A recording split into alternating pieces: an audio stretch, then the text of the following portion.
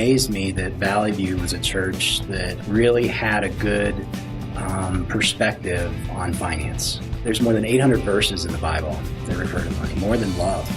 And with that type of emphasis, it's nice to see a church that doesn't just talk about finance or giving one time a year and maybe related to a building fund. It permeates throughout the entire year, and it leads to that whole life change aspect.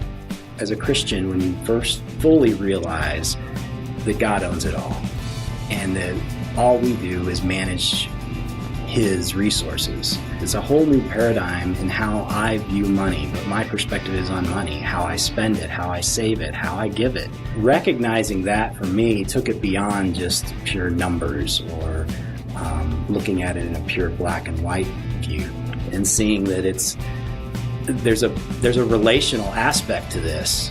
By not stopping us from making certain choices that have negative consequences, it becomes a teaching moment. The Bible does not explicitly condemn debt.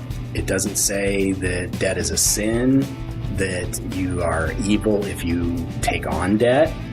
But once again, it does not say anything good or positive about debt. It's always in light of things like Proverbs 22:7, that the rich rule over the poor, the borrower is slave to the lender.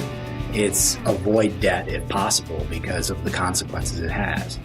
And speaking from a Christian's point of view, that debt is hindering my ability to contribute to the Great Commission and furthering God's kingdom.